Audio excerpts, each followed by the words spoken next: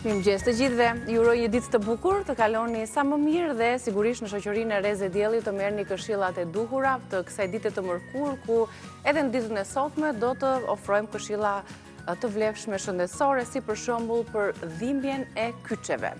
Pse dhimbin kyçe, sidomos në mëngjes apo kur prishet koha? Çfarë kërkon të na tregojë trupi me këtë simptom? Padyshim lidhet me moshën, por edhe në mosha të reja nëse kjo ndodh, ka diçka që nuk shkon me trupin, ndaj do t'japim disa këshilla me Altin Jokën, si të përmirësoni apo të parandaloni dhimbjet e kyçeve, sidomos ju që vuani nga reumatizma apo artriti, sipas stilit ushqimor apo teknikave, mënyrave të tjera të përdorimit. Ndërkohë, do të lidhemi sot në një bisedë virtuale gjithashtu me Ornela Dardha. Ajo është konsideruar si një ndër 5 shkencëtaret më të mira në botë. Si ka ndodhur nga jeta e saj në Berat, studimet në Itali, më pas jeta e saj akademike në Skoci, nga Glasgow, si profesore asociuar edhe si një nga tezat më të mira që ajo ka përfaqësuar të gjithë Evropën pikërisht në shkencat kompjuterike. Një histori shumë e bukur për ta dëgjuar dhe për ta promovuar për audiencën shqiptare. Ndërkohë, shkojmë në kuzhinë për shoh Albanën që jemi gati me recetat.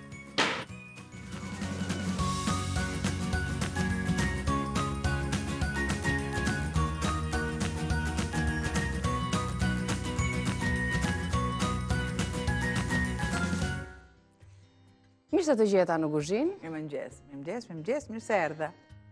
Kjo hapësira e gaptimit është më... Histori më vete. Histori më vete. Për sa e sa kohësh, për sa e sa recetash, gjithmonë duhet të jemi falenderues ndaj anvisave tona që na ndjekin me shumë besnikëri, din çdo detaj të recetave tona, recetat që gatuhen, risillen edhe padyshim janë bërë pjesë e tryezave tona. Pa ne kështu i kemi gjetur dhe kështu do t'i lëmë. Patjetër. Të mendosh të bësh një përllogaritje, të gjithë kemi atë dilemën apo jo, se çfarë gatuajmë sot, po çfarë do bëjmë për drekë, çfarë do bëjmë për darkë, të mundohemi të jemi të ekuilibruar në menun dhe regjimin tonë ushqimor, dhe mbyllet ajo java pastaj duke filluar me riciklimin. Edhe riciklimi është një formë shumë e mirë për të ruajtur mos hedhur edhe gatuar në tryez. Po ndonjëherë do t'ja bëjmë qefin vete, se po shoh që pas kemi akullore për të përgatitur tani. Ndonjë kek kështu vërdallë edhe që shoqërohet me akulloren, edhe për ta shoqëruar me zvakteve në një kafe, në një lëng frutash. Me çfarë do i zemra, unë përgatis këto, pastaj ti e mendon vetë se me çfarë do jetë më pas. Tani nisim me kekun apo me akulloren? Me akulloren. Drejm pozicionet. Me akulloren. Çfarë na duhet dhe me çfarë shije? Vetëm me 2 përbërës. Vetëm me 2 përbërës, vërtet që ka panën, po të ëmbël sikur se ka dhe qumshin e kondensuar. Po. Direkt vë në punë. Pana qumë është kondensuar, një akullore e shpejtë, do ta vendosim në atë në një vasket. Vetëm që duhet të jenë të ftohta, duhet të jenë shumë të ftohta. Unë i kam vendosur në fillim fare në ngrirje, sa të marrin atë ftohtësinë që unë ta vë përpara punën dhe më pas në pjesën e sipërme për të mirëmbajtur ftohjen. Për të qenë ashtu e freskët. Në fillim. Ja, një sekondë, ai çfarë këtu. Po janë në masa të barabarta të dyja, por edhe pana edhe qumshi kondensuar.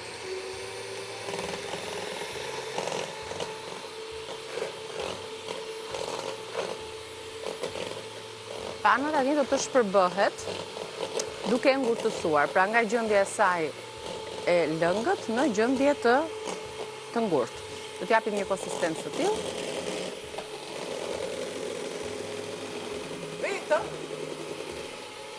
Kur është e ftohtë, pana që është për mbërësira punohet. Nëse është në gjendje normale, pra nuk do ketë atë volumin. Qartë. Shiko, fillon dhe transformohet.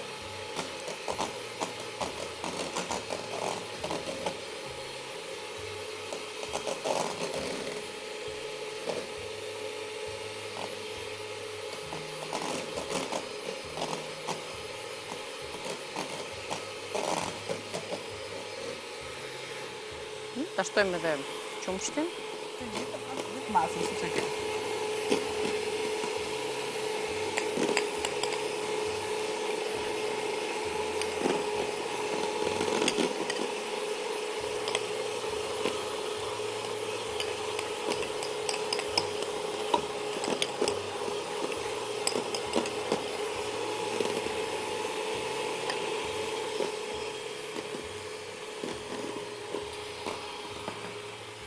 ja shtuam dhe ëmbëlsirën tani. Sigurisht to që mbetet në fund, se ishin duke parë të gjithë. Tu po e lëm një. Nuk lahet direkt, vetëm ai lloj tasi nuk lahet, që ka mbetur i gjumë shikoj. Dikur, filxhani kafes, pjata me vezën e rrahur 2, asnjëherë nuk shkonin. Nuk shkonin direkt në lavamanë. Po, mos bëni sikur të gjithë e keni bërë këtë gjë. Të gjithë e bërë.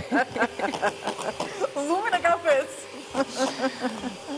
Pastaj vonë e mësuam që ishte edhe kurset e çunat, si skrap për fytyrë. Kurset e çunat përfundonin bishtat e cigaret. Të pak në brezin tim plasë. Tani s'ka nevojë se ka forma të tjera më të avancuara. Pra, shiko si u kthye, po thuajse në një shkum. Akullore me 2 përbërës, pra me qumë shkondesuar dhe pana për ëmbëlsira. Rihet mirë. Derisa të krijohet një masë e ngurtë si marenga. Pra masa është tamam si marenga, kur ne rahim të bardhat e vezëve. Shumë mirë. Edhe pse nuk ka prani vezësh, ngjan tamam si ajo marenga, megjithatë kjo trajt do të transferohet më pas në ngrirje, do të ngri në një enë të tillë, keku, ose në enë të çfarëdoshme që ju keni mundësi dhe keni praktik për ta konsumuar. Ne kemi zgjedhur këtë enën këtu. Po është hera e parë që nuk them furrën në para grojës, sepse nuk mund të themi dot frigoriferin dihet në ngrirje, në të freskët. Është njëjta gjendje. Atëherë e marr. Ja të ndihmoj nga ana tjetër.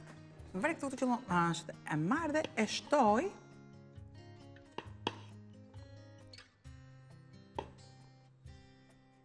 Këtu.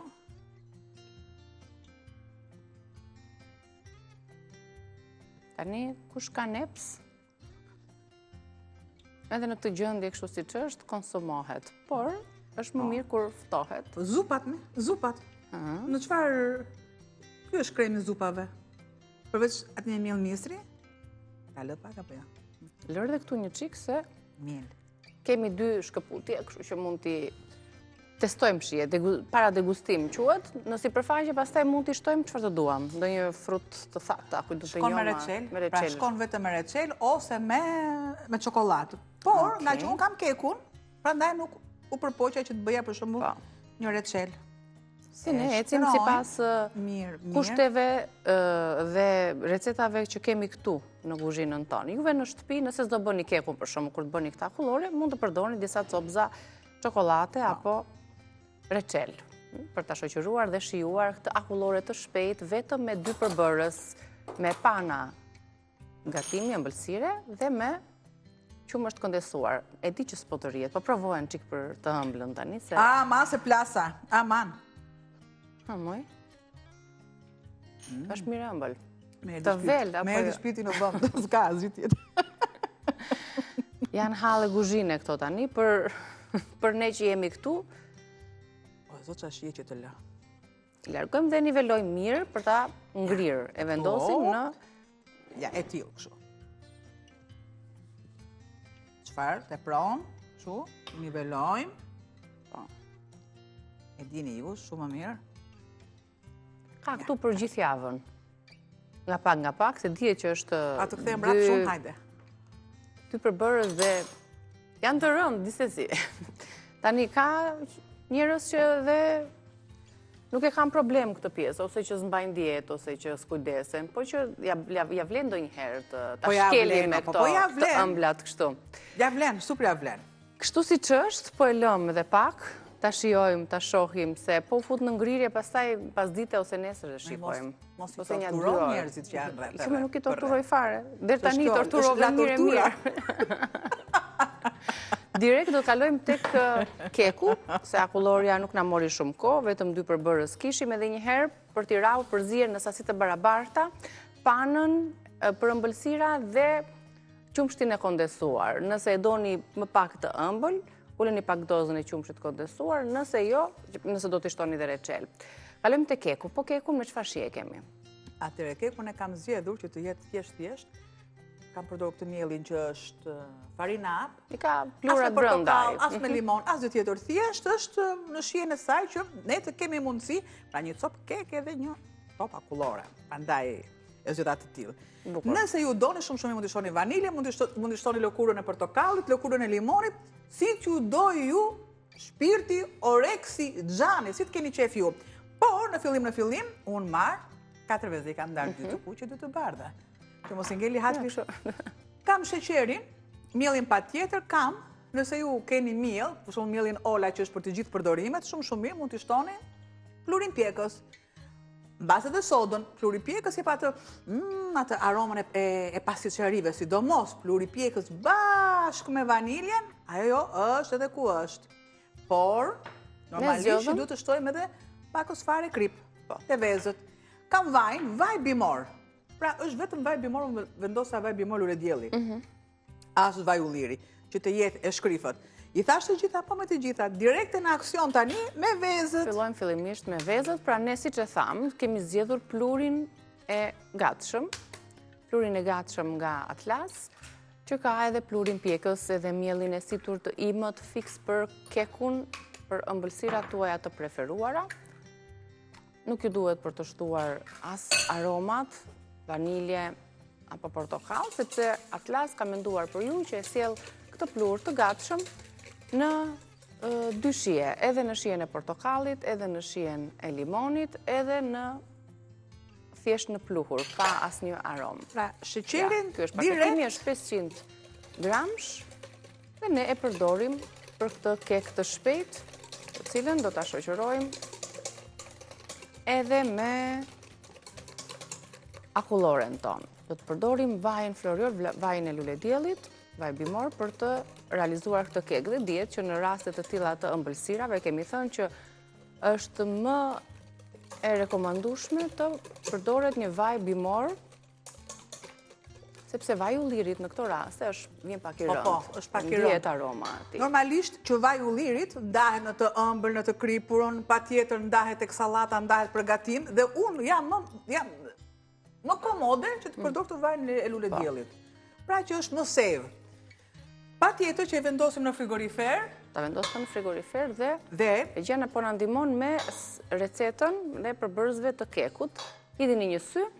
Nëse doni që të keni një kek, një tepsi më të madhe për më shumë antar, po, patjetër mund t'i dyfishoni.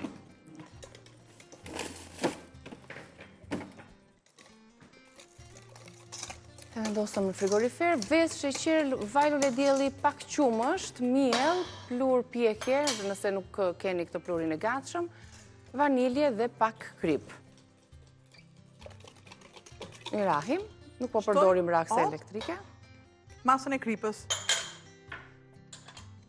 Jo, nuk përdor fare. Rahim edhe këtë paketim. Atere, këtu unë kam të 250 ml vaj. Mielli është 350 gram. Sikurse, do të shtoj një herë likuidet, dhe më pas, qumshtin. Qumshtin sa mililitra ishte? Një gjysmë gote për masat tona. Te 200. Te 200 është pra. Shtoj 250 gram mililitra. 200 në fakt është një gotë gati, Po. Se gotat përgjithsisht janë 250 mililitrshe. 200? Opa. Aman o niki aman. Bo. Sa zara madhe që je. Po mirë, se sa trëmbesh edhe ti. Qa ishe duke menduar, kur po gatoje? Të them të drejtën, asgjë nuk po mendoja. Do të digim prap kripë. Vetëm kur mendoj, nuk deret që. Shikom, paktën rambi banak.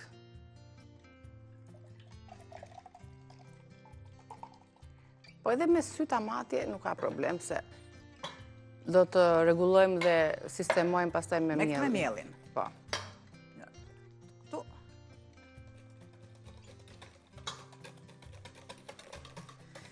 e kam ndezur furën, unë e kam të 220, Niki atë ku do shkosh, merë dhe një tas. Tekcif tjetër, ta marrë që tre kontore. Aluminin, se i shkon më tepër. Pra, të gjitha përzije, nuk është e nevojshme që t'i rajme me rastin elektrike.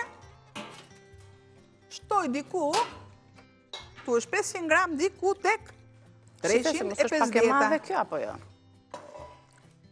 Në regull është. Okej.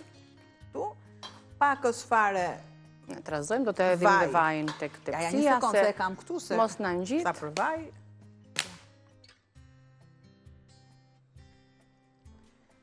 Shtojmë si dikur, urdhëro, dhe nuk ka nevoj fare që mielin ta kaloj në sitje, pa tjetër që mieli kur kalon në sitje ka një aerosi akoma më të mirë, por unë nuk e shoh të arsyeshme sepse është një kek i zakonshëm, jo nga ato ëmbëlsirat, në thojza që janë delikatese, që kalon gjithë shka, kalon nga peshorja e farmacisë.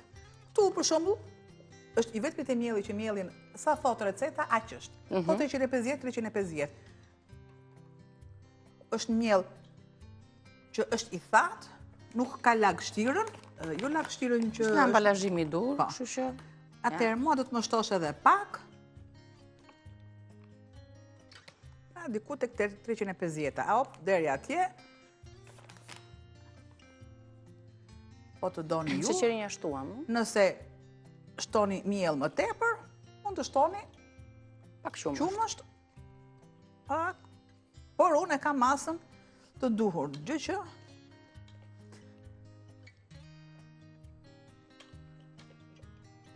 shifeni sa delikate që është tepër kremoze, e një trajshme, nuk ka kokriza, dhe në momentin që kryohen këto rrathët kur ne e trazojmë, themi se është i duhur si brum, krem, po, si një krem për ta vendosur tani në tepsi.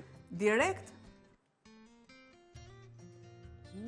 Sa i mirë. E shikon pra edhe me... Si a i kremi i mirë do të thot që është si... Shko më duhet një luk. E ka defend. Po pa tjetë me dhe se mbeti goxha brum, kështu që s'po e lëm aty.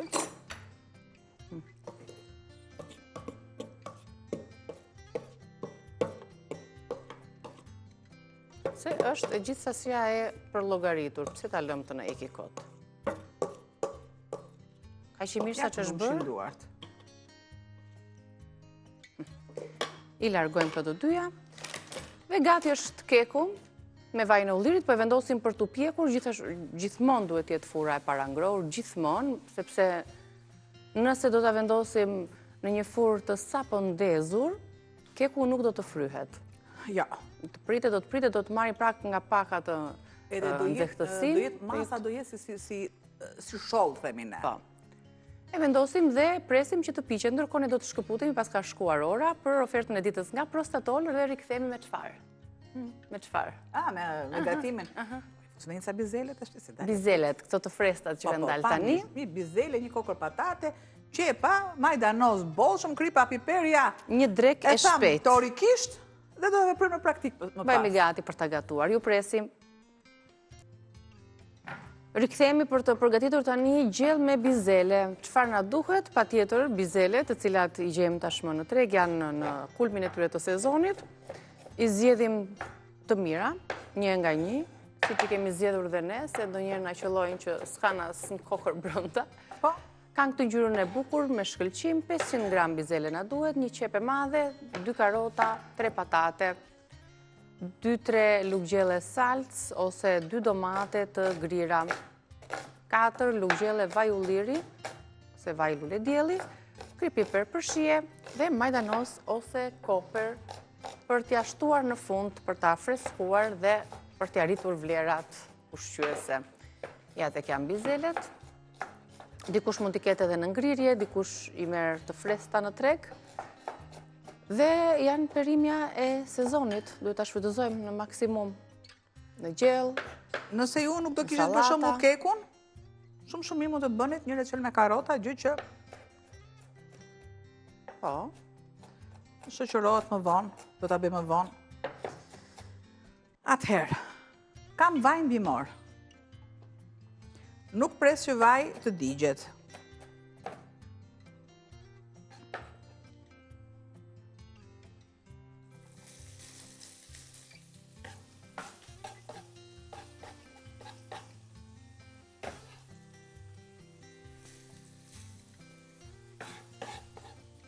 Lëmë të zbutet pak qepën, se do shtojmë edhe perimet e tjera.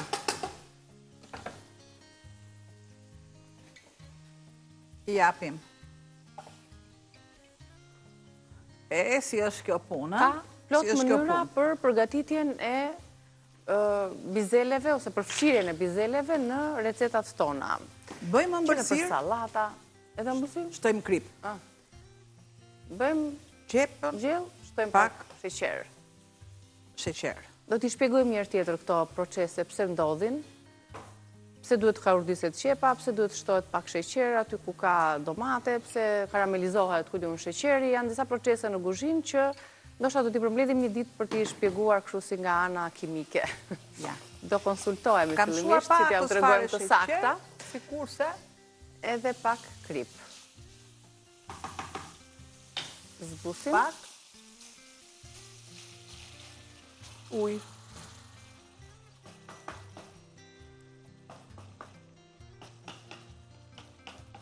Okej. Me një herë ndihmon ujë dhe kripa për t'u bërë më transparente, për t'u zbutur. Do të merrem edhe me patatet dhe karotat sipas kohës që i duhet secilës perime.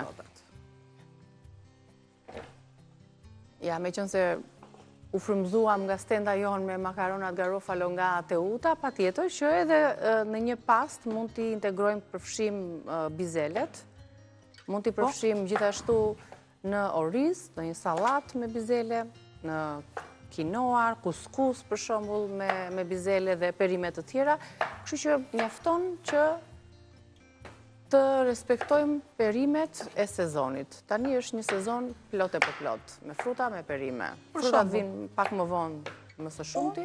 Kam zgjedhur. Çfarë janë këto pontit që janë salcat që janë të gatshme për shembull, ja? Unë kam zgjedhur të kem salcën e domates, që është me speck, sikurse nëse ka Sahara për shembull, jep një shije më të veçantë. Përse jep më të veçantë tani ja ku është ajo kuqaloshja atje, ajo e bukur atje.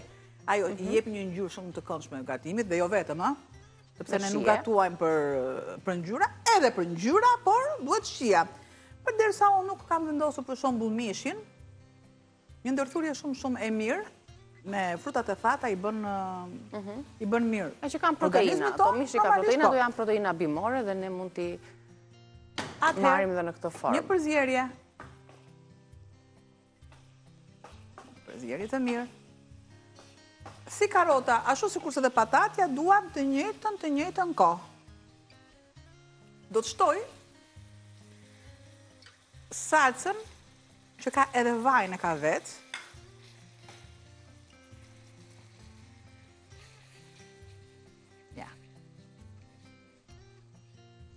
Do thoni ju që tretim pak më ekonomike na bjen salsa.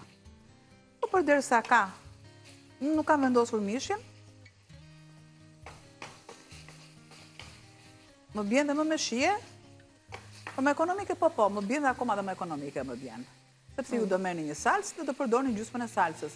Nëse është e koncentruar do përdorni një luk, nëse është në formën e ujshme të përdorni gjysmën. Atëherë mua më bjen më mirë që të përdor çorekun e këtij kavanozit. Gjë që ti e ndan disa herë. Ti të vën që është amvisa. E din aq mirë amvisat të punët e ndarjes së produkteve dhe ruajtjes së tyre, edhe bërjes llogarive fije për pe, se si u del më mirë xhepi i tyre, e din vetëm amvisat e shtëpisë.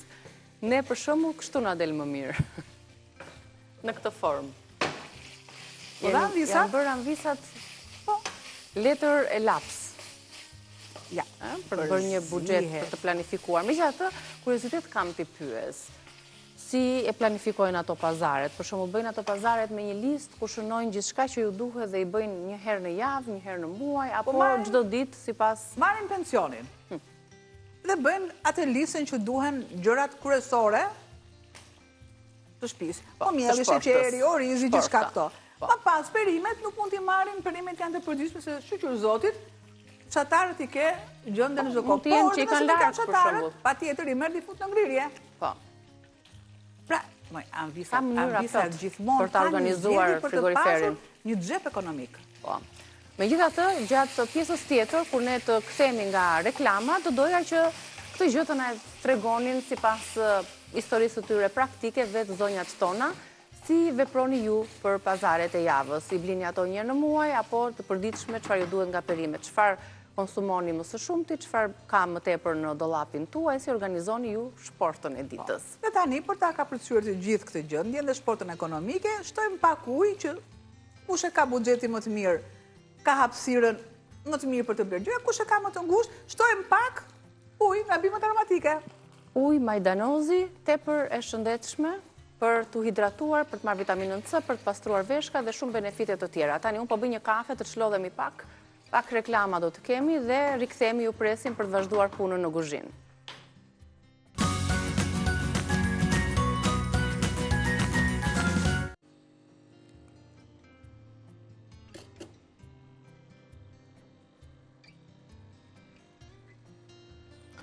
Është koha për kafen Mokador. Marrim pak energji për të vazhduar më pas me bisedat tona në studio, me recetat që na kanë mbetur për gatim, për t'i servirur, për të provuar akullore dhe ja kështu me tabakasi dikur për t'i shërbyer zonjës time. Hajde këtu, të pish kafen. Prita që ta konsumonim bashkë me zonjat që na ndjekin, sepse duam tani të komunikojmë me ju për atë çka diskutuam parë, na bëft mirë. Të lumshëm duaj. Ma e ke para të videon që qarkullon kur pim kafen? Po. Edhe i themi, qa GPT s'ma lexon që këfilxani. Ajo këtu s'ka marritur akoma. Të thoshte dy fjalë. Ti thoshte dy fjalë. Ja ta pime, po e provojmë edhe ne. Ju e keni pirë kafen? Nëse jo, e janë i ta pim bashkë, ne kemi një kafe aromatike, intensive, kremoze, Mokador që na çon në atë lokalin më të preferuar në Itali, sepse prandej vjen edhe na bën një... Ja, shifim që kremozitetin. Na bën një paralelizëm të fort. Tani, bashkë me kafen, bashkë me recetat. Kafe jo lafe. Unë do të thosha që Mokadori është i vetmja produkt, e vetmja shije, pije, që është ambasador paqeje. Sa se do më thoje... Sepse ja thon njerëzit, i regullon, nuk e di se si me magji regullon atë gjë. Sa se do më thoje, vetëm kafe që të zgjon ty që je gjithkohë në gjumë. Për mua e kisha, jo për ty, sepse je zgjuar, je gjithkohë. Për mua ma ton energjin. Tani, na telefononi, keni numrin në ekran për të na treguar eksperiencat tuaja të gatimit të ditës së sotme, të pazareve, si organizoni ju pazaret e ditës, a pazaret e muajit, çfarë gatuani, çfarë preferoni në këtë sezon, cilat janë perimet që zgjidhni, frutat që konsumoni. Pra, duam të dim diçka rreth ushqyerjes së familjeve tona, teksa shijojmë së bashku një kafe të mirë, kremoze, të shijshme dhe plot energji. Falenderojmë për këtë mundësi Mokador. Duket se kam bërritur telefonata e parë. Të përshëndes? Alo, më shëndetje. Përshëndetje, mirë se vi. Me Albanën flas, lutës? Po, me Albanën. Edhe me Albanën. Me Nikin. Në të dyja jenë. Telefonatat vinë direkt në studio, sepse mendojnë që ka... Jo, jam një zonjë, pension, dhe interesohem për atë ilacin që sa zonja me hithra, për gjunjët. Për vajnë e hithrave. Për vajnë e hithrave që e kalojmë pasën direkt e Androniki, sepse është ideja Androniki. Vaj i hithrave, i cili më prit pak sa të sjell edhe kavanozin, ja tek e kemi. Vaj i hithrave, i cili u përgatit ditë më parë këtu në studio, ishte një sugjerim për ata që kanë dhimbje të gjunjëve. Kemi marrë një tufë të madhe me hithra dhe i kemi larë, i kemi shplar, i kemi vendosur më pas të thahen, jo në diell, në hije, ose të tharë me peceta të pastra, dhe më pas i kemi shtypur. Ose do t'i grini të grirësja e qepës, ose do t'i shtypni me havanin apo me një gotë. Pas i keni shtypur, do t'i vendosni në një kavanos, do t'i mbuloni me vaj ulliri. Derisa të mbulohen më pas, këtë kavanoz do ta vendosësh në dollap, në errësirë, të mos ketë kontakt me diellin, dhe do ta hapësh pas 6 javësh. Do ta kullosh vajin dhe me të do të lyesh gjunjët aty ku ke dhimbje. Kjo është një prej, sepse ka fundësisht mënyra se si ju ndihmojnë për lehtësimin e dhimbjeve. Një prej tyre, ose është kjo, që është popullore dhe dikujt sigurisht mund t'i bëj punë, dikujt jo. Gjithsesi, problemi duhet zgjidhur ndryshe, duhet konsultojmë patjetër me profesionistin e shëndetit. Ne pas pak do të kemi Altin Jokën, i cili do të flasi për dhimbjet e kyçeve, për ata që vuajnë nga romatizma dhe nga artriti, disa mënyra ide se si ju lehtësojnë dhimbjet tuaja. Kështu që zonja që na telefonoi, që ndoshta është larguar tani, të na dëgjoj deri në fund të programit dhe të shënoj ato receta apo këshilla që Altin Joka do të tregoj pikërisht për ju. Kjo është një mënyrë popullore sipas atyre studimeve që ne kemi, që hulumtojmë dhe lexojmë vazhdimisht për të ardhur në ndihmë sadopak. Gjella me bizele për t'ju rikthyer dhe për ta përfunduar si recetë është në fazën e fundit. Albana do të shtojë majdanos. Ja, për shembull. Ja. Bëjmë diçka.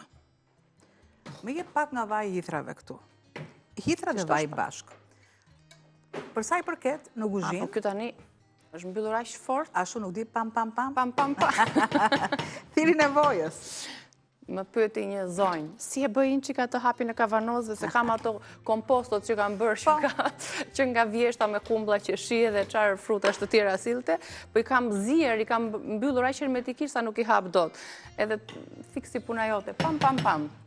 Tek kapaku. Thiri nevojës, ta edhe shtoj. Që më bëre, më shife që të bëra. E, po me bere qetë sot. Po me bere qetë sot. Pas që ke bërë, shfar ke bërë. Bollik. Ja, ishte pam pam pam. Ja, një sekund, pam pam pam, ta pushkën e kam, bap, e shkrepi dhe raj gjitha. Sot kemi bërë të dyja, njëra qumshin tjetra, po i që Jarnane, o bobo të keqene, jarnana, vaj i hithrave. Tani jo, unë them që kush ka dhimbje gjunjsh, të vi këtu tani të direkt të reporti. Prova direkte. Atëherë, kjo është që asnjëherë me ato të kapakut. Në jetë asnjë vështirësi. Filmojnë çik se janë të kapaku kjo masa që kemi marrë. Ja, këtu. Mëse ne i pastrojmë gjithkohën e kohës këto, po hajtë është ti. Arom hithrash këtu, shpërthyen aromat e hithrave. Unë edhe u dogja nga duart kur e përgatita kavanozin me hithra. Ta dja unë e shkreta që do bëjë zullumë. Nise, ka disa mënyra tani, se ato truket jo, nuk i kemi kot që i sjellim. Mënyra për të pastruar yndyrnat në banakun tuaj të kuzhinës, se mund t'ju ndodhi dhe ju në shtëpi. Sigurisht që nuk është e bëra kastile që të tregonim trukun. Ta bëjmë si macja. Sikur ka ndodhur. A ta bëjmë si macja? Opja, e qëjmë direkt këtu për para. Op, se digjesh. Ta mbulojmë. Ja, shu si macja. Kuna, ne kemi kamerat lartë. Po. Dalim zbuluar prapë, kështu që si ta mbulojmë tani. Marim ca letra, të heqim njërë pjesën kryesore dhe pastaj, largimin e yndyrës, kush e largon? Uthulla, e largon limoni. Ti lexoj çik produktet, edhe këtë ta bësh direkt në moment, uthullën e limonin edhe këto. Po. Lexoj një produktet sa ta tërrojmë ta pastrojmë. Po produktet e kujt? Të recetës tjetër, të spinaqit. Me edhe një të bizeles. Bizelja, përmbledhim bizelen, se do kalojmë dhe kemi dhe 10 minuta për recetën tjetër. Gjella me bizele, ju do bizele, ju do një qep të madhe, 1 ose 2 karota, 2 patate, 2-3 luggjelle me salcë domate ose 2 domate të grira, 4 luggjelle vaj, vaj lule dielli, vaj ulliri, krip dhe piper për shije, mos harroni duhet edhe majdanos,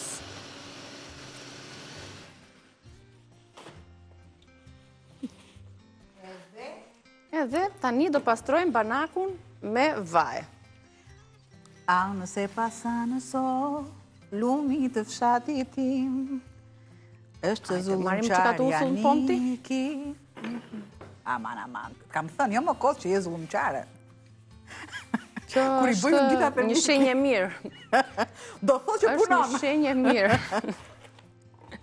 Ja, me një sekund, ja, prit, me një kemi kja. uthullën tonë, Tani përveç sa aromës që tjetërsohet kur qëndron në vaj, sepse ekstraktohet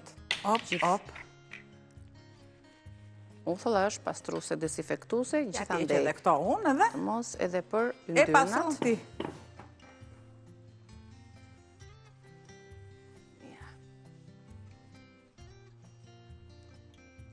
Mjafton, disa pika uthull dhe gjithçka ikën shpejt e shpejt. Kjo është uthull acide, sa e ka përqindjen? 5% e ka aciditetin.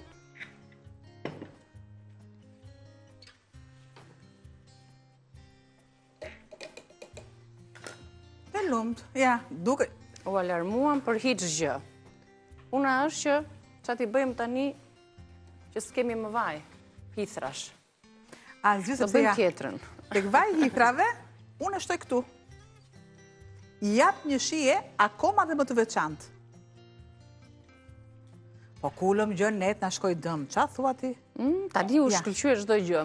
Mori dhe shkëlqimin e duhur, kështu që uthulla bën atë rolin dhe funksionin që ne vazhdimisht e përmendim. Përziheni për shembull një mënyrë që ne nuk e kemi ndoshta tani të duhur se na ndodhi në mënyrë spontane, por për shembull unë në shtëpi për të pastruar çdo sipërfaqe në shtëpinë time marr uthullën, e shtoj në një enë spray dhe në të shtoj lëkurat e portokajve apo të limonave. Për t'i dhënë ata aromën e veçantë. I lë më njanë dhe ato fillojnë dhe, thahen pak, i bashkoj me uthullën dhe i lë për gati 12 orë, që të fillojnë të lëshojnë dhe aromën e tyre dhe më pas ta përdor për të pastruar sipërfaqet. Sot i pastruam vetëm me uthull, sepse nuk kishim nevojë të mbizontoronte ndonjë aromë, sepse qëllimi ishte të largonim yndyrnat, kështu që provojeni dhe zonja që na telefonoi mos ndihet në faj, se nuk ishte faji jot që na kërkove fajin e uthrave dhe ne që na hap. Kështu që e di, mendoj që mund ta kesh çuar në përmendje çpata unë që i thash, po jo mos u ndje fare në faj dhe në siklet, se ne ja dolëm dhe pastruam ambientin ton. Siç e shihni, do kalojmë tani tek sugjerimi tjetër për ditën e sotme. Do të përgatisim çfarë, Albana? Çfarë gjithë këto gjethe? Gjethe në brum në formë petullash, jo më kot. Jeshillëqe.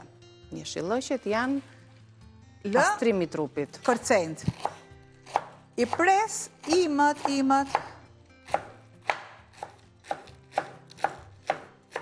Unë të bëj këto.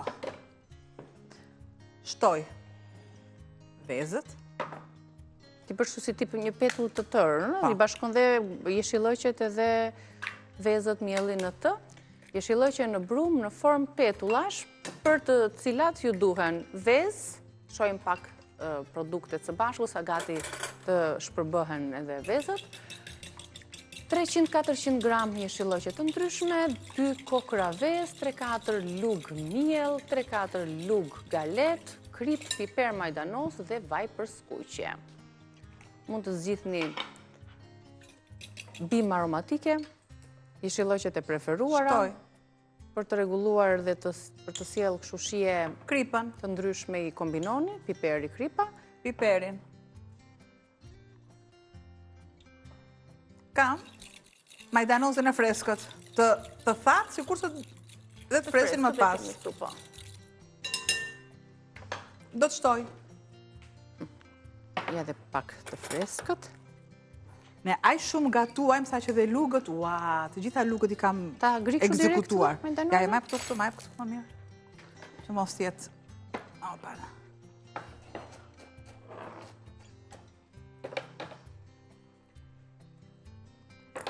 Ne jemi një vend i bekuar se kemi mundësi të zgjedhim jo vetëm një lloj barishteje, po disa lloje të tilla nga fermerët tanë. E të gjithë të mas tani, na duhet që ta punojmë. Të bëjmë gati njërën të paktën, të vendosim edhe gjellën këtu, do të sjellë edhe akulloren. Nxirë akulloren nga... Nxirrim, besoj se do jetë në piksur sa do pak.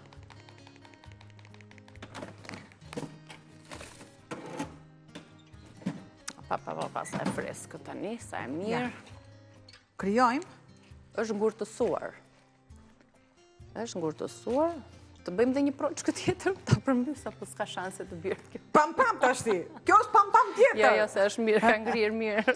Ua, dalë më Niki, dalë Me kekun që ndrojnë në bashkë të dyja. Kam thënë që ti do më vdesësh mua. Ti do më vdesësh mua, kam thënë. Çfarë po kërkon tani? Më bëj që po vë, ja. Ke dhe aty që ne ke, ha. Ne ta vendosim tek një kup. Am ke thënë që më ke xhanë, pra kjo është. Të kam shumë, po kjo s'bie nga luga. Do të marrë dhe një lugë tjetër që ta rrëzoj pa. Me një lugë të voçkël. Urdhëro. Edhe gjella.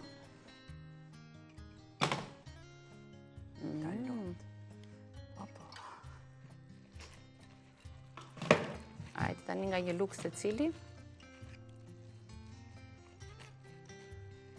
Edhe dhe pjata. Kekun do të ndajmë? Kemi mundësi të ndajmë tani? Kekun, për ta provuar, beja të provën tënde. Prova me një thika po me piru. Po, duhet të kulloj. Ja. Super, ja, pjekim, skuqim njërën prej petullave. Është një ide shumë e mirë kjo që po të regon Albana, që t'ju përgatisni ushqimin fëmijëve në mëngjes. Jeshilliqe, ja, të tilla, op. Super. Do t'ishte pak më i nxehtë baji, ndërkohë ja dhe prova e kekut që është pjekur dhe ka kulluar. Do ta lëmë që të ftohet, do ta shijojmë pas pak te luga apo tek thika që vendosa unë, nuk ka gjurmë brumrash. Shifeni? Është pjekur. Kjo është mënyra për ta provuar, prova që na tregon që është pjekur apo jo. Keku apo byreku. Tani do t'i skuqim edhe petullat që kemi përgatitur, duan ato një proces të I shoqëroj? Po, me salca të ndryshme? Po të duam? Nga tigullio, po. Po, kjo është pesto genovese dhe do t'i shijojmë me këtë peston e shishme, se kjo ishte zgjedhja e të dyjave, se hodhëm me short pak më parë në publicitet. Ju përshëndesim nga kuzhina, ju pres pas pak në bisedë me Altin Jokën.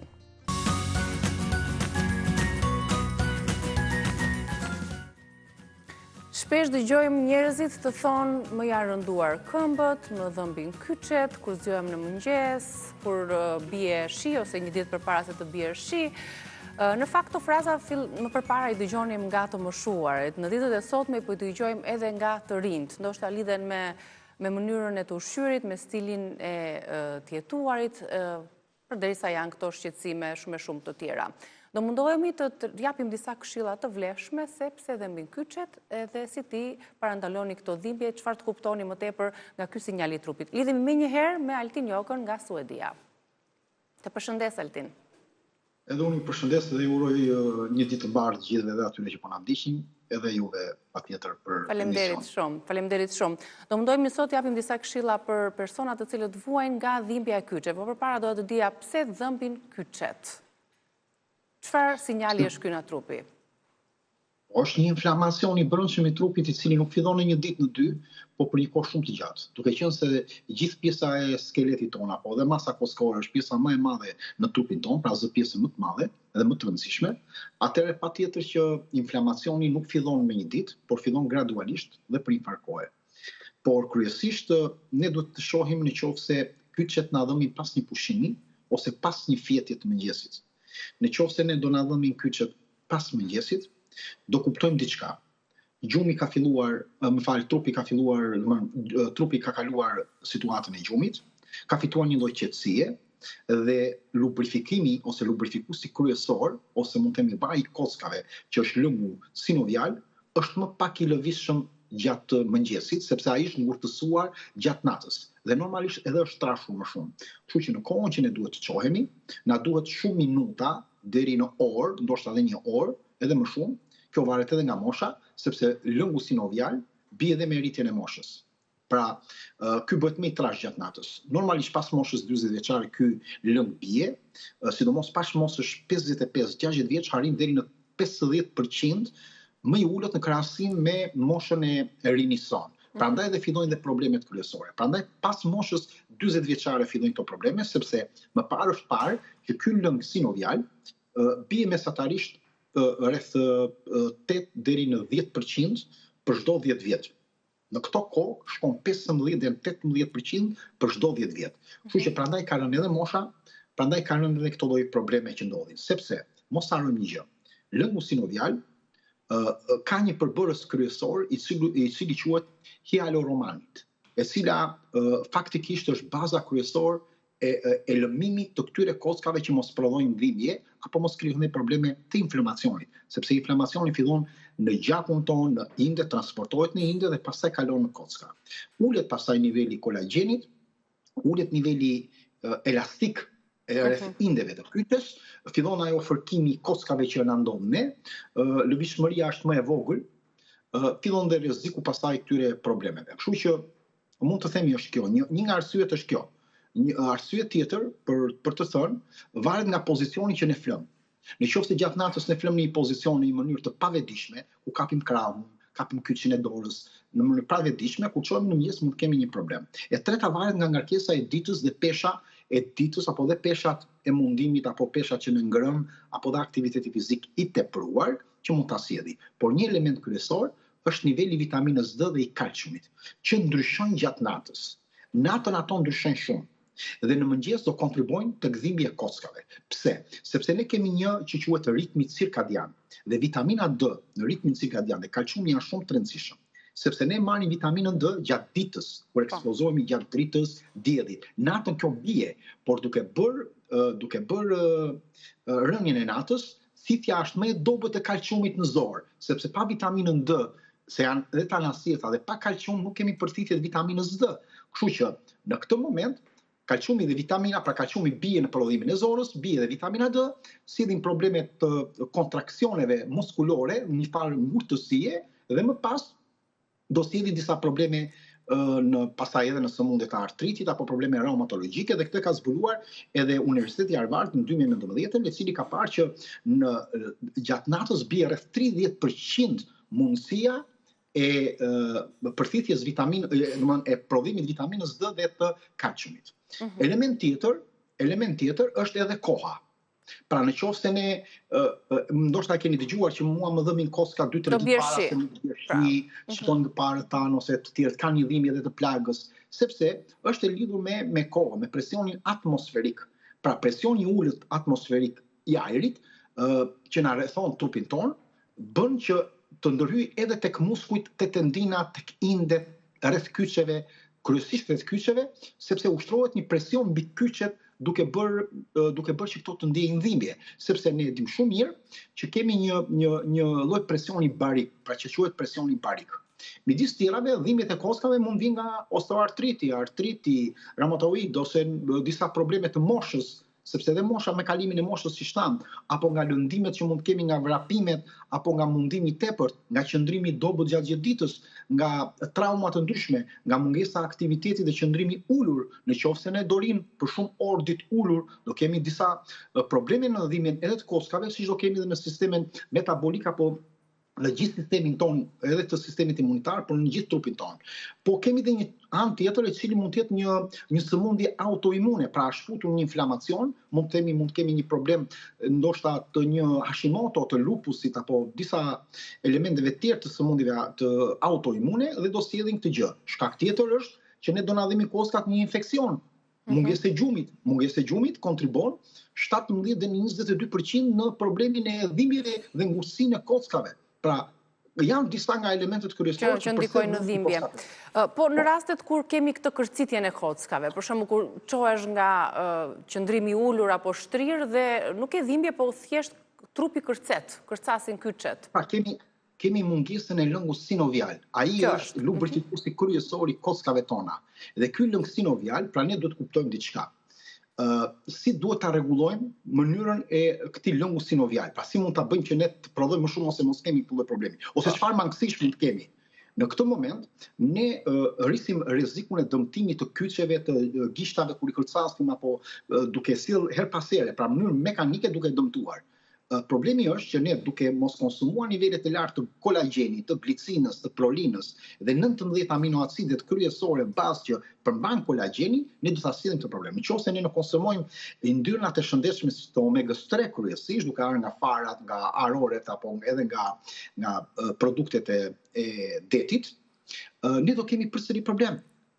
Ne do kemi edhe problem në qoftë se nuk konsumojmë ushqime të fermentuara për të rregulluar dhe mikrobiomën tonë. Pra personi që ka destabilizuar mikrobiomën do të jetë probleme. Në qoftë se nuk konsumojmë ushqime me nivele të larta të fitoestrogeneve dhe nivele të larta të aminoacideve bazë, disa vitaminave, pra përthithje tyre në zonë mund të ndodhi gabuar. Kështu që të gjitha bashkë këto do na sjellin problemin atyre kërcitjeve të koskave dhe mungesa e vitaminave, sepse kjo është në seri, mund të kemi mungesën e vitaminës D, mund të kemi vitaminës K, K apo edhe kalciumit, mund të kemi problemin e lëngut sinovial, mund të kemi problemin e kolagjenit, mos përthithje, pra kemi shumë elementë të tillë të cilët mund të na sjellin një problem të tillë që ne mund të themi atë që quhen kërcitje koskat apo. Për të kaluar tani Altin tek disa prej ushqimeve që mund të na rekomandoni apo ndryshimi i stilit të jetesës për ata që vuajnë nga dhimbja e kyçeve. Që tek ushqimet janë inflamatore për to, po edhe antiinflamatore për t'i ndihmuar. Sërish me lëngun e boronicës në dorë, boronicë trëndafil është mëngjesi, ë? Trëndafil e kam si parim. Përgjithsisht këtë. E kam si. Unë s'para përdor suplemente, kështu që rekomandoj ndonjëherë, por për vete nuk përdor ndonjëherë, kështu që të shërbej ky moment dhe këto gjëra që konsumon edhe për t'i frymëzuar, motivuar njerëzit, pse jo, të jetë një model, si thuash, për ta. Ka shumë gjëra, po unë këtë kam zgjedhur, sepse ka dhe elemente të tjerë që ne mund të konsumojmë. Varet nga problematika që kemi, nga mosha dhe shumë tjerë. Tani studimet kanë treguar që rreth 40 deri në 60% të gjithë problemeve të kyçeve, duke filluar dhe sëmundjet, edhe sëmundjet autoimmune apo dhe problemet e dhimbjeve kronike, lidhen me një dietë të plotësuar ose të paplotësuar dhe me stilin e jetesës. Dhe baza kryesore e tyre janë yndyrnat e hidrogenizuar. Margarina, vaj vegetal apo vajrat e përpunuar e kaluar në temperatura shumë të larta, të cilët janë inflamatorët kryesor.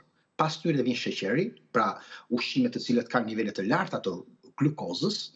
Pra kur them sheqeri dhe niveli i karbohidrateve, sepse dhe ato kthehen në formën e glikogenit më shpejt, sepse janë karbohidrate të thjeshta, pra kur flasim për bukën, mjedhin, jo për drithrat integral apo të fortë.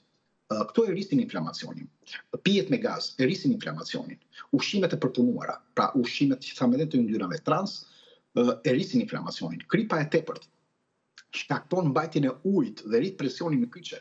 Dhe po ashtu bën që të humbet edhe niveli kalciumit në koska, siç bën dhe sheqeri. Sheqeri bën që mos përthithet magnezi, kalciumi, shumë vitamina, unë kam shpjeguar më parë çfarë vitamina përthith kur ne marrim sasitë e sheqerit. Konsumimi i alkoolit, sepse konsumimi i alkoolit nxit inflamacionin. Nxit inflamacionin në trup dhe përkersojnë dhimbjet e kyçeve. Rrit inflamacionin në mëlçi që është një nga detoksikuesit kryesor për pastrimin e toksinave që lidhen edhe me indet. Dhe po ashtu alkooli zvogëlon dhe densitetin kockor. Një nga elementet e tjerë është konsumimi i sasisë të lartë të kafes, që ndikon në përthithjen e disa elementeve dhe mineraleve. Pra nëse ne konsumojmë më shumë se 3-4 figjan kafe në ditë, kemi një rrezik më të lartë. Produktet e qumshit, të cilët më parë influencoshin që duhet konsumohet, por ne kemi një problem në momentin që ne marrim një sasi të lartë qumshit, pra një sasi të 160-165 mg kalcium në një gotë madhe qumshi, atëherë ne kemi disa mospërthithje disa elementeve duke filluar që nga hekur dhe elementë të tjerë. Pra është inflamator në përgjithësisht qumshi sot, edhe ndaj proteinës sepse ka kazein, por edhe nga problemet e laktozës për laktazën që kthehet në tru. Po në produktet e qumshit për mbajtjen e kalciumit?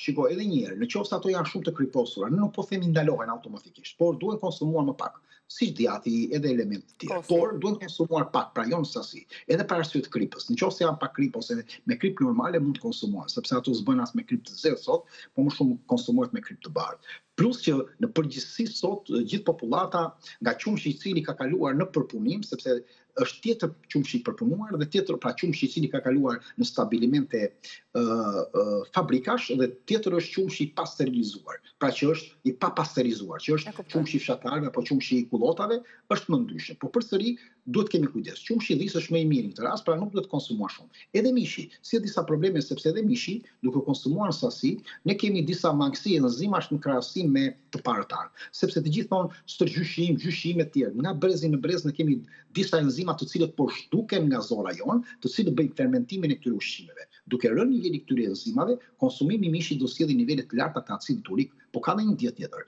Mishi ka nivelin e acidit harajonik, e cila edhe ka dhe nivele të larta të purinave, të cilat përkeqësojnë nivelin e inflamacionit sidomos në kocka dhe në kyçe.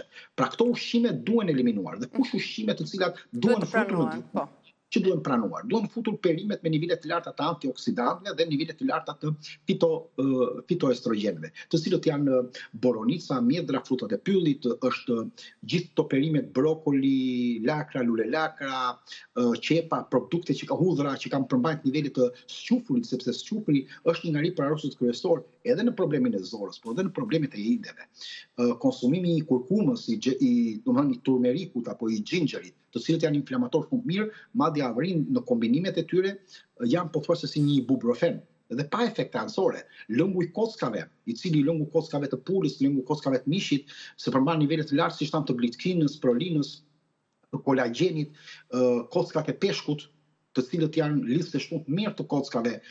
Element tjetër të ushqimit që ne duhet të konsumojmë janë spinaçi, lakra kale, konsumimi i limonit apo uthullës, sidomos lëngu i limonit, sepse ne dimë shumë mirë që nxitja e lëngjeve trese në organizëm ndihmojnë mëlçin që të detoksifikohet dhe të pastrojë. Kivi, portokallia, jo në sasi, agrumet jo shumë në sasi, por duhet pak vitamin C, sepse është nga elementet kryesorë që formon nivelin e kolagjenit në trupin tonë. Por jo nivelet larta, palltëxhani nuk duhet konsumuar shumë, nuk duhet konsumuar shumë lule shtrydhja, nuk duhet konsumuar shumë kjo domatja, nuk duhet konsumuar në sasi qepa dhe portokalli. Por duhet konsumuar nga pak këto, të tjerat mund të konsumohen në sasi më të larta, për shembull avokatot, farat e lirit kryesisht sepse kanë nivele të omegës 3, arat, bajamet, se kanë nivele të mira të proteinave që janë mbështjellësja dhe mbështetja kryesore e kockave, por ne dimë shumë mirë që këto ara përmbajnë nivele të mira të magnezit. Pra, këto konsumimet të tyre, çajin për shkak se çaji jeshile etj. Pra, mund të konsumojmë ushqime antiinflamatorë dhe të heqim ushqimet të heqim ushqimet që shkaktojnë inflamacion dhe të përdorim të ushqimet që janë antiinflamatore që ndihmojnë në mirëmbajtjen e kockave apo të gjithë skeletit tonë. Gjithsesi, edhe në këtë rast parandalimi është më mirë se sa kurimi, siç thuhet edhe në gjuhën e mjekësisë holistike, është më mirë të parandalosh se sa të kurosh. Për personat të cilët kanë nevojë tani për disa këshilla të tjera ekstra për të qetësuar dhimbjet, pra një person që është ngritur sot nga dhimbja e kyçeve, çfarë mund t'i sugjeronit? Unë do t'ju them disa bimë të cilët janë të mrekullueshme, të cilat nuk njihen. Nuk po e them një nga bimët më të mira sot, një nga produktet më të mira, sepse ajo është ndaluar me ligj në disa shtete, por edhe kjo që unë do them, algat e kuqe, i cili është një burim natyror shumë i pasur, i cili gjendet në thellësitë e detit, sidomos në zonën e Irlandës dhe Francës, është thelpsore për kyçe sepse përmban 72 minerale. Të gjitha janë të përthithshme dhe përmban nivele të larta të kalciumit, magnezit, jodit e të tjerë. Dhe nuk është vetëm për kockat kjo alge kuqe. Është edhe për parandalimin e osteoporozës, densiteti mineral kockës është një rigjenerues deri në 3.5 herë më tepër se sa çdo produkt tjetër që ne mund të konsumojmë, redukton nivelin e aciditetit në stomak, ul problemet e gazrave, të fryrjes, është alkalizues shumë i mirë. Është një stabilitet dhe ka një nivel të mirë të pH-it. Dhe përveç këtyre ka dhe strontium, i cili është një mineral natyral që ka veti antiinflamatore dhe mbështet riparimin e kockave. Pra është një algdeti e cila sot në mund themi nuk i është dhënë përparësi, nuk është lejuar, megjithëse ka 25 vite studime, nuk është lejuar se mos harrojmë janë rreth po themi rreth 35 dhe 37 miliard dollar që janë hedhur për problemet e farmaceutikës dhe të suplementeve të kockave. Dhe nëse kjo algdeti do futej në përdorim të përditshëm, mund të konsumojmë 1/3 e këtyre suplementeve mund të falimentonin. Pra kemi një konflikt interesi. Përplasje, një konflikt interesi. Gjendet si plur kjo, si algat e zakonshme, apo është? Një plur, ajo është sot e paketuar si plur, po ka një problem. Një pjesë e këtyre kompanive e kanë nxjerrë vetëm me 2-3 minerale. Një pjesë, pra e kanë nxjerrë si mikroalg, duke futur 5-6 mineralet. Pak janë nga këto që kanë të 72 mineralet kryesore që duhet të kenë, që është një mrekulli për kockat tona. Është dhe një tjetër më e mirë se kjo, por unë thash bile dhe kjo është ndaluar në disa shtete, për arsye të disa studimeve dhe mos harrosh bën 25 vite luftë që kjo alg të futet në treg. Dhe sot nuk njihet, sot nuk jepet përparësi, për arsye që unë thashtë edhe konflikteve të interesit. Një bimë tjetër është lule radhiqja, sepse është një detoksifikuese për heqjen e toksimin dhe pastrimin e mërqisë dhe ndikon në indet e kërcit, por dhe ka nivele shumë mira të mineralëve lule radhiqja. Ka vitaminë E, ka vitaminë C, ka vitaminë K, ka vitaminë ka kalium, ka vitaminë A, ka hekur, ka vitaminë B, ka magnezium dhe ndihmon dhe në përthithjen e lëndëve ushqyese në zor, sidomos të kalciumit. Kemi tërfilin e kuq që duhet përdorur në rast të problemeve të sëmundjeve të kockave. Sepse vetëm në një studim në kohët e fundit në 22 persona është parë që bën një përthithje shumë herë më të lartë të vitaminës D dhe të kalciumit më shpejt, edhe është parë që edhe është menduar që po bëhet një studim që tërfili kuq në formën e ekstraktit të futet për futbollistët e këto pijet që ata marrin gjatë stërvitjeve të tyre. Kemi nivelin e hitrës, e cila ka është një burime nga më të mira të kalciumit dhe të hekurit, por midis të tjerave ne mund të përdorim hitrën edhe duke goditur ato kyçet apo këmbët ku e kemi të freskët, por edhe në formë çaji dhe të ushqimit. Kemi kombinimin e çajit të yeshin me karafilin. Është një ndihmës i jashtëzakonshëm sepse ne e dimë që EGCG-ja, që është anti-inflamatori më i fuqishëm të çajit jeshil, është një nga më të dobishme për problemet e artritit, osteoporozës dhe kockave. Po çaji karafilit ka nivele të antocianinave dhe flavonoidëve të tjera të cilët ulin nivelin e dhimbjeve në përgjithësi duke vepruar si një lloj ibuprofeni. Kombinimi i tyre bën që ngurtësia e kyçeve të jetë e mirë. Mos harrojmë një gjë, nëse do na mos na dhëmin kyçet në mëngjes, ne duhet të konsumojmë pak sasi më të mirë të magneziumit nga ushqimi dhe të kalciumit ndar. Pra, darka jon ose mbasditja jon duhet të ketë nivele të larta të kalciumit dhe nivele të larta të magneziumit që kjo të ndikojë. Element tjetër që ne mund të kemi, pra përveç karafilit dhe këto, kemi për shembull kripën Epsom, sepse kripa Epsom ka nivele të larta të sulfatit të magnezit, duke u përdorur në lëkurë, pra në banjat tona që mund të hedhim 1 ose 2 gota krip me disa vajra esenciale dhe disa bimë dhe uthullën e mollës, ajo jep një lehtësi, ul nivelin e inflamacionit i jashtëm e tjerë. Mund të vëmë nga këto kompresat të nxehta ose të ftohta. Sa do të pyesja që apo janë funksionale në të kyçet e dhimbjet, kompresa me napa me uthull? Janë funksionale, por duke aplikuar dhe me vajin e eukaliptit, vajin e mentes dhe vajin e ngrohtë të xhinxherit. Nëse ne do vëmë një sasi, mund të bëjmë këtë gjë, përdorim vajin e xhinxherit për lyerje, pra të jetë pak i ngrohur, dhe mund të vëmë një kompres me ujë me kompresa të ngrohta që ne kemi. Nëse do përdorim vajin e eukaliptit, mund ta përdorim me kompres më të ftohtë. Pra kemi vajrat esencial që janë apostafat për kocka, se ka dhe vajrat të tjerë. Midis të tjerave duhet bëjmë pak lëvizje, aktivitet dhe është llogaritur që në 30 minuta, 5 minuta njeriu duhet të lëvizë. Në 30 minuta të kohës të tij që është pa përjashtim gjumit. Pra në 30 minuta të kohës të tij. Pra në 30 minuta që ne flasim, ne duhet kemi një lëvizje. Pra çdo 5 minuta, se përndryshe pra që bie rreth 4 orë në ditë ose 3 orë në ditë duhet jemi në lëvizje të përditshme.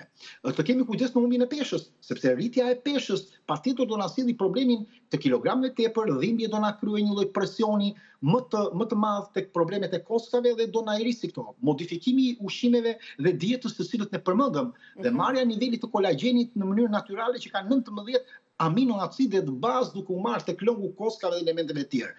Enzimat në mënyrë natyrale, bromelajni, sidomos konsumimi i lëngut të ananasit, konsumimi i ananasit në përditshmëri, konsumimi i selinos, i gëshetuar me lëngun e karotës, me algat e detit të cilët janë shumë mira, shtesa e nivelit të klorofilit, do të bëjë që inflamacioni në kocka dhe dhimbjet e kockave do jenë shumë të mira. Pra, në këtë drejtim. Përveç këtyre kemi dhe nivele pastaj dalim çik në diell, të marrim vitaminë D, të marrim pak krip, të bëjmë haloterapi, të marrim kripën e detit kur dalim, të bëjmë një udhtim më të mirë. Kemi disa çajra të cilën janë gëshetimi i xhinxherit me kurkumën, kemi vajrat esencial që është për shembull vaji mandanozit me rozmarinën, është shumë i efektshëm, edhe për lyrje edhe për konsum. Kemi për shembull konsumimin e uthullës të xhinxherit e gëshetuar me uthullën e mollës, e gëshetuar me mjaltin, që mund ta konsumojmë edhe me xhelin e aloe verës. Pra një gëshetim i këtyre mund të na sjellë, pra se këto duan bërë edhe çik me kombinim, se s'mund të pim gjitha në një kohë. Absolutisht, se ju përmendët disa lloje të ndahen sipas një cikli të caktuar. E qartë. Kemi për shembull edhe mund të bëjmë edhe një krem me spesin pikant, me vajin e kokosit, me dyllin e bletës, me lulen kalendula dhe me xhinxherin, dhe lyerja e kësaj krijon problemet e uljes të nivelit të dhimbjes dhe të inflamacionit. Dhe mos harrojmë pastaj që duhet bëjmë pak stretching, duhet bëjmë pak lëvizje të lehta, mos qëndrojmë ulur që nuk thash, të fillojmë të meditojmë, sepse niveli të meditojmë, të falemi, të lexojmë, sepse reduktimi i nivelit të stresit duke ulur nivelin e kortizolit do sjellin nivele më të larta të përthithjes së magneziumit dhe po ashtu pastaj në seri kalciumin, vitaminën D, vrapimi duhet të jetë shumë i mirë, shmangja e lagështirës në ambientet ku jemi, atje ku flëmte, heqim lagështirën e tepër sepse lagështira ka një problem shumë të madh që do ndikojë te kockat tona, te kyçet në drejtim. Por edhe veshja e atleteve, këpucëve, sepse ato patjetër marrin gjithë tabanin ton kryesor të peshës sonë dhe duhet t'i zgjidhim pak mira. Përveç këtyre që unë thash, duhet përdorim dhe gjithë to element detoksifikues fillimisht të zorrës dhe të kockave, që janë disa lëngje, janë 4-5 lëngje të mira dhe të kombinuar me bim, për të eliminuar. Në qoftë se do heqim dhe do mundohemi të largohemi nga toksinat e ushqimeve që marrim nga uji, nga ajri, nga shampot, nga elementet të tjerë, atëherë ne do kemi një shëndet më të mirë dhe riparimi dhe rregullimi i disa problemeve dhe në qoftë se qofshin ato sëmundje autoimune si artriti apo dhe sëmundje të tjera, patjetër që do harrin rezultate shumë të larta. Kur them rezultate të larta deri në kurimin përfundimtar, pa përdorur fare nivelet e ilaçeve apo nivelet të kortizonikëve që thjesht e mbajnë në kontroll, por nuk i japin përparësi kurimit dëshërimit. Që do të çoheni pa dhimbje është ideja, pa patur këto kërcitjet edhe dhimbjet. Unë personalisht për shembull edhe te persona të cilët kanë qenë në një moshë 72, 76, 84 vjeç për shembull, 83 vjeç, kanë pas raste të cilët janë rregulluar, nuk po themi janë kthyer si të rinj, po janë përmirësuar në nivel rreth 15, janë kthyer 15 vite para. 12 vite para, me shëndetin që kanë qenë. Ndoshta nuk i kanë hequr të gjitha dhimbjet, po kanë një lehtësi të mirë nga 10, 20, 30% deri në 80% dhe një pjesë e tyre edhe në kurim. Pra varet nga reagimi i trupit, varet nga reagimi i trupit dhe nga shumë komponent që ne i quajmë shëndet, sepse nuk është vetëm një element. Tani për gjitha këshillat që thamë, meqense ne përfunduam minutazhin ton, na shkruajnë vazhdimisht ndjekës, shikues në rrjetet tona sociale, pas çdo tematike ku mund të kontaktoj Altinin, kështu që për çdo konsult që mund të ketë dikush interes për problematika dhe gjendje të caktuara shëndetësore, patjetër që mund t'ju kontaktojnë në rrjetet tona sociale, do t'ju shkruajnë, ju kemi ndjekur në Reze Dielli se të mos e kemi ne këtë barë, besoj je i hapur për të ndihmuar sidopak ata që kanë nevojë. Se di që ke dhe kërkesat e tua. Unë marr shumë mesazhe sa kam pas mundësi dhe kërkoj ndjes një pjesë të njerëzve, sepse në ardhje që më vinë edhe në Facebook, në Instagram, në WhatsApp, në email apo në faqet që kam apo dhe në platformë, mund të vinë 70, 75, 80, 90 mesazhe në ditë ndonjëherë 60 mesazhe varet nga dita, kështu që nuk mund të përgjigjem të gjitha, por të paktën aq sa është e mundur, unë jam përgjigjur njerëzve, pra kam një kohë të dedikuar, rreth 3 orë në ditë unë merrem vetëm me përgjigjen e njerëzve në përgjithësi për të kthyer një përgjigje aq sa ka mundësi për një ndihmë modeste këtë drejtim. Mos harrojmë algën e kuqe në qoftë se duan të keni shëndet më të mirë, ku kanë probleme, por le të bëjnë një bisedë me dikë që merr vesh nga naturopatia dhe nga kjo që të bëj kombinim, sepse kjo algë e kuqe varet se si do përdoret, nuk sepse edhe në gramatur ka një normativ, varet këto zgjidhet se janë disa marka, por edhe kombinimi disa elementeve të tjerë, duke futur patatën e kuqe, duke futur selinon dhe disa elementë shtesë. Po, që i përmendëm që mos i ripërsërisim se edhe atë të kem parasysh njerëzit se është thelbi kryesor i kurimit tyre dhe mbajtjes së shëndetit sa më të mirë kur ti zënë një problem nga sëmundjet e kockave. Qartë. Falenderoj shumë Altin, të uroj ditë të mbarë. Ishte kënaqësi, shpresoj të kemi ndihmuar sado pak njerëz me këshillat tona. Le të shpresojmë. Faleminderit dhe një herë ditë të mbarë. Shkëputemi për publicitet, cila është një prej 5 shkencëtarëve më të mëdha në botë, ajo shqiptare është nga Berati, quhet Ornela Dardha, lidhemi pas pak me të.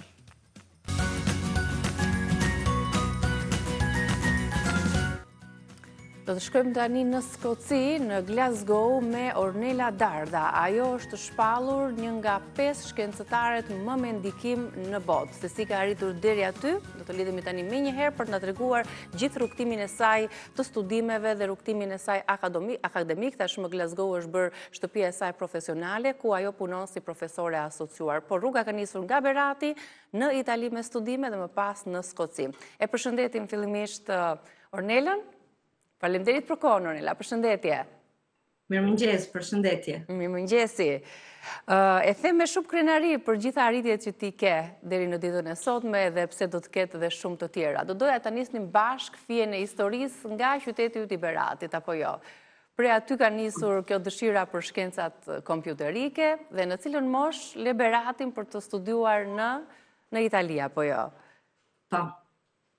Po, gjatë shkollës mesme, në 2 vitet e fundit të shkollës mesme, u prezantova me shkencat kompjuterike, me kompjuterin dhe programimin, në gjuhën e parë që kam programuar, që ishte gjuha Pascal, dhe aty filloi, të themi, pasioni im për informatikën.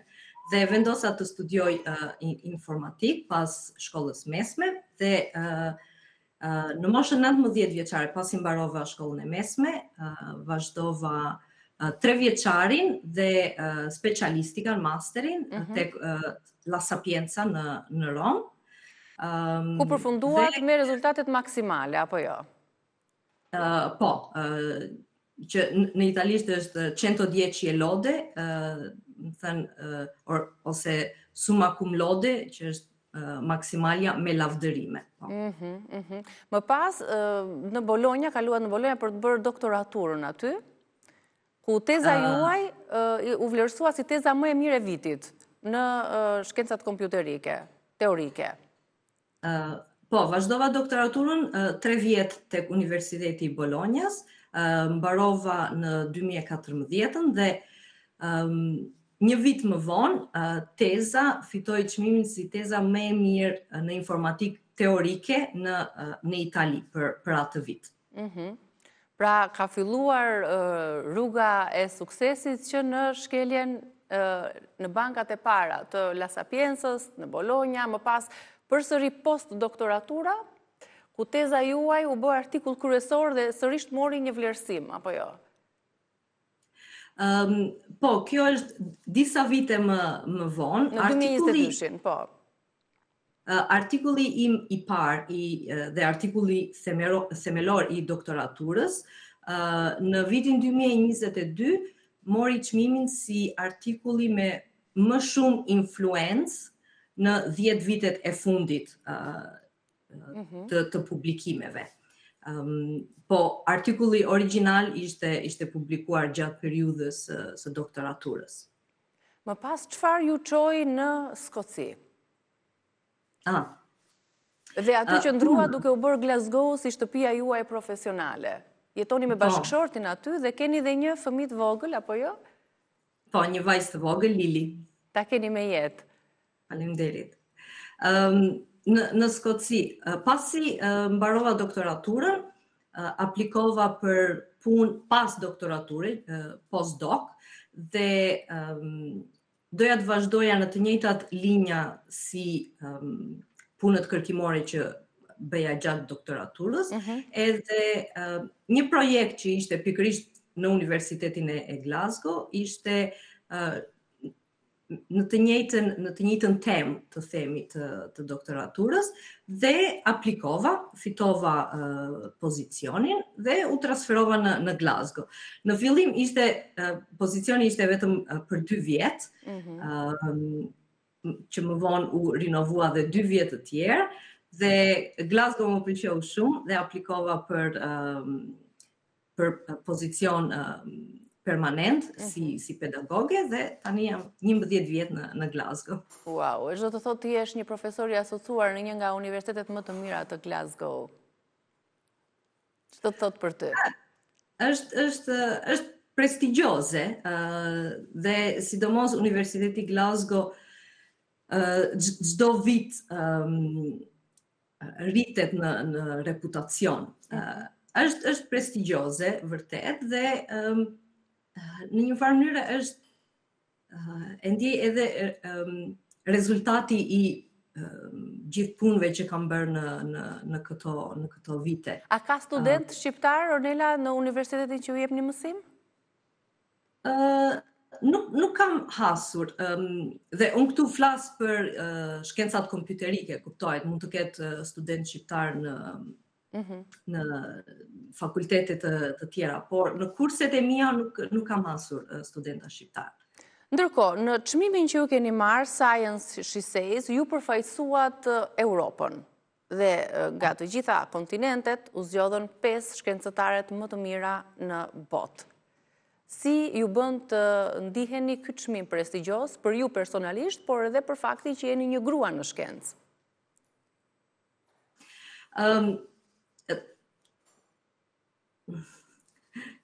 Atëherë, ky çmimi u dha nga Ministria e Punëve të Jashtme të Italisë dhe ishte për një femër me kontribut të jashtëzakonshëm në shkencë e teknologji dhe që kishte lidhje me Italinë. Dhe për mua personalisht veç faktit që është njohur puna ime me këtë çmim, por është njohur edhe marrëdhënia ime me Italinë, sepse unë kam jetuar atje 9 vjet, kam mbaruar komplet studimet edhe në vitet pas i lash Italinë, kam vazhduar marrëdhëniet me Italinë, marrëdhëniet e punës, me universitetet apo me kompani të ndryshme dhe në një farë mënyrë ky çmimi të themi vlerëson jo vetëm arritjet e mia, por edhe këtë lidhje që unë kam. Të merituara, duke qenë se keni kontribuar dhe investuar aty për të studiuar dhe për të dalë me këto rezultate të larta. Ndërkohë të flasim pak për familjen tënde të vogël. Ku jeni njohur me bashkëshortin? Ai është francez apo jo? Po. Jeni njohur në shkollë? Jemi njohur në universitet, sepse dhe bashkëshorti im është software developer, është programues në të njëjtën deg në shkenca kompjuterike. Dy shkencëtarë, të themi se dy profile të njëjtit lloj në familje, diskutoni rreth punës, si e keni të organizuar jetën tuaj, kush kujdeset për bebin e vogël dhe sa të lodh kjo pjesë, pra profesore asociuar, jeta akademike, jeta familjare. Jemi të dy shumë të angazhuar me Lilin, dhe si e përmenda, Lili dhe bashkëshorti im janë në dhomën tjetër që na ndjekin në live.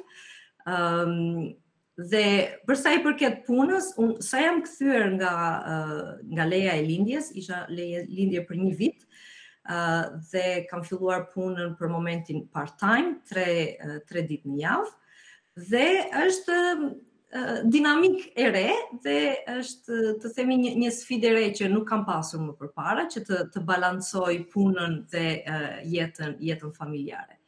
Po të dy jemi në mënyrë të barabartë të angazhuar me Lili, që është goxha ndim për mua. Absolutisht. Ndërkohë, të ka marrë malli për Beratin? Sa vite ke pa ardhur në Berat? Edhe çfarë, le themi, kujton më me nostalgji nga qyteti i lindjes? Kuptohet, në Berat unë kam prindrit dhe jam kthyer shpesh.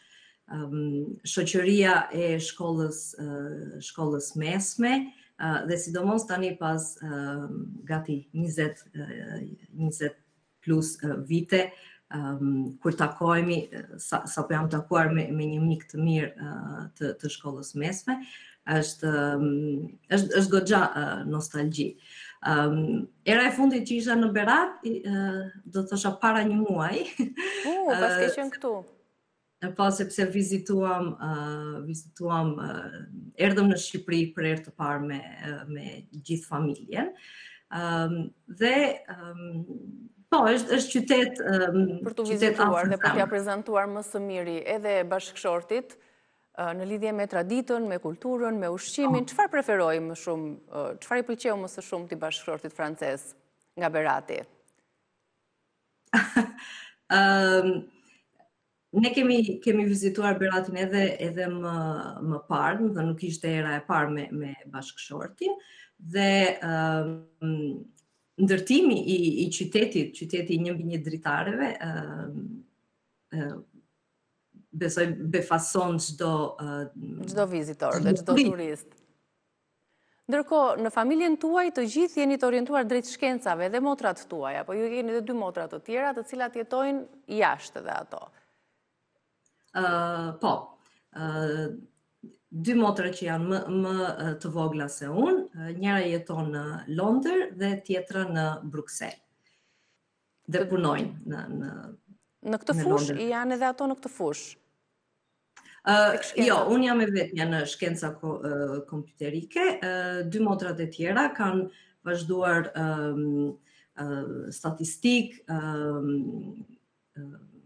po drejt shkencave, gjithsesi. Drejt shkencave, po. E mendoje që nga ajo vajza adoleshente në Berat tashmë do t'jetë një profesore asociuar dhe me një titull kaq të rëndësishëm në mbar botën, duke përfaqësuar shkencëtarët femra më të mira? Jo, nuk e mendoja të themi në këtë nivel. Kur fillova universitetin, kisha dëshirë të vazhdoja karierën akademike dhe të themi mënyra si i orientova studimet apo faktin që vazhdova doktoraturën, të themi ishin me idenë për më vonë për të pasur një pozicion si pedagoge. Po nuk mendoja se mund do vija në Glasgow, po në momentin që erdha në Glasgow nuk mendoja se do qëndroja në Glasgow. E ke menduar ndonjëherë të rikthesh dhe të kontribuosh në Shqipëri?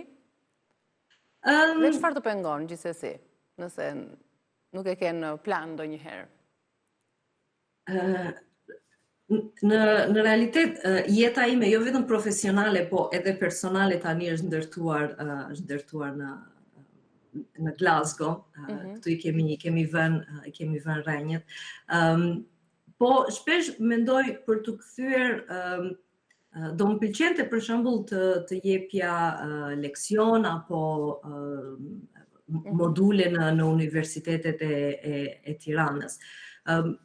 Ndoshta jo për kohë të plot, po për disa semestre apo periudhës së verës, diçka që do më pëlqente të punoja, po. Një vajzë apo një gruaj që ka dëshirë të vazhdoj dhe të investoj karierën e vetë në shkencat kompjuterike, çfarë këshille do t'i jepnit? Në qoftë se dikush ka këtë dëshirë, unë do thosha go for it, vazhdo. Ndonjëherë femrat edhe mund të t'i shmangen. Duke menduar si profesion burrash më së shumti, por tashmë e shohim që janë më të përfshira edhe në këto shkenca. Po, absolutisht po. I inkurajoj vajzat, femrat, në qoftë se kanë dëshirë që të vazhdojnë dhe kanë për të dalë me sukses në qoftë se e vendosin punën. Qartë. Unë ju uroj shumë suksese në jetën tuaj familjare dhe akademike në Glasgow dhe ishte kënaqësi që biseduam dhe ju njohëm nga afër. Shumë faleminderit për intervistën. Ditë të mbar, faleminderit shumë Ornela.